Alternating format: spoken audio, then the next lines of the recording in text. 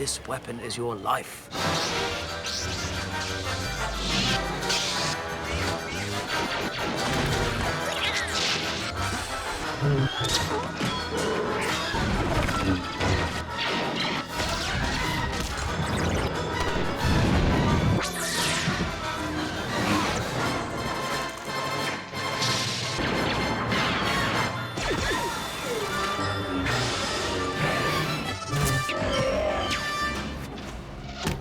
Each culture has to have its own kind of weapon, which reflects the ideology of that particular culture and what they think about and the way they do things. And so you end up with a very large variety of different kinds of weapons that exist in this fantasy world. Drama is conflict. Conflict means violence of one kind or another, something that we live with and something that we should be familiar with since it's part of our daily life. This will be a hand pistol. So there's the size of a hand pistol, so as you can see, they've got rather large hands. And the next step will be to make a 3D mock-up of that and then progress from there to the final prop. Because Star Wars is such a... nobody's supposed to know about what we're up to. Basically, we literally have to make everything in-house. You know, there's a lot of us that want to get it right. This one, it was sculpted by one of the sculptors downstairs. That's the organic look to it.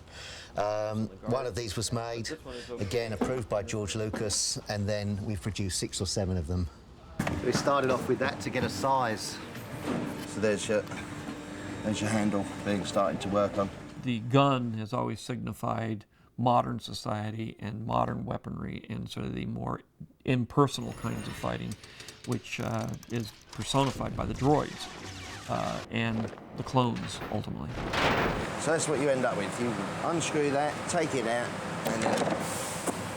and there you have it, a gun. So here is a very, very light one made of just light resin that they can fling around. It's not particularly strong. This is the foam one. I'll show you that. No, don't. Yeah, like that, it just snaps. You didn't make that very well, did you? Here's a heavier, tougher version made of resin. And I think somewhere around here there's a rubbery version for stunts. So when they're flying through the air or whatever they're doing, they'll carry a rubber version of the guns, so just so they don't hurt themselves. General Grievous's droid gun. Right. I mean, there's another possibility of a droid clone pistol. It's like an exhibition. You know, we lay everything out that we've made. I mean, I've got a runner downstairs and made a beautiful gun, and that's one of the guns that were chosen by George, you know. Good. I like that. Very nice. Wookiee handgun. It's just literally one-handed. We've got the bigger version for... Oh, that's right. I'm not a Wookiee. He's so big. I'm in awe of him as a director. I think he's fantastic, you know, because he's a great guy, you know, and he appreciates the work you do. Yeah, no, it's brilliant.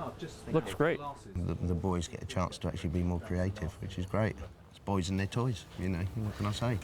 And what's your name? Brad. That's Brad. Now here, it's kind of about the pole having an energy beam in the middle of it that could block lightsabers. Well, yeah, I'll show you how that works. Okay. You had to think of something that you could fight with a laser sword that we haven't done before, but it wasn't a laser sword. And so I came up with these staffs that are electric staffs that a laser sword can't cut through. There's a ball on the end here, and then the beam goes along here between it.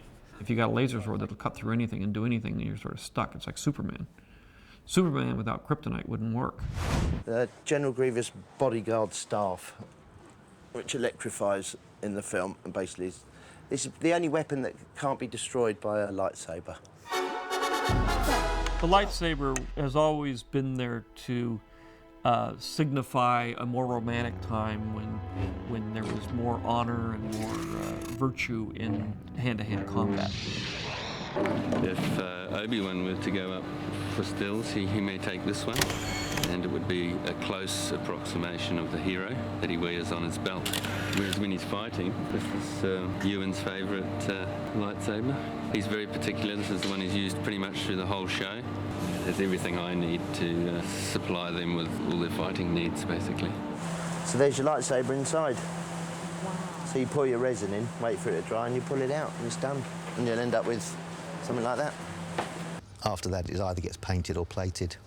It's fantastic what we've been able to achieve on this film in the type of products that we can now chrome plate, which we couldn't even do on Attack of the Clones. So now we can actually chrome plate rubber So this is actually a stunt saber, and it's a rubberized chrome version. So, yeah, pretty impressive stuff. So this is the one that Alec Guinness had, basically. Yes. So this is basically Luke's. Yes. Anakin Luke. Mm-hmm. And this is Darth Vader. That's Darth Vader's. Okay. So all I have to do is get rid of this one somehow. Yeah. Your father's lightsaber. This is the weapon of a Jedi Knight. Not as clumsy or random as a blaster.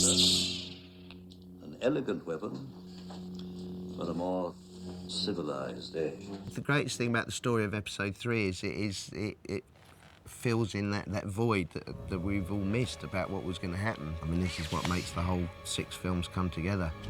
I see you have constructed a new lightsaber. Thank you very much. You guys get all the toys.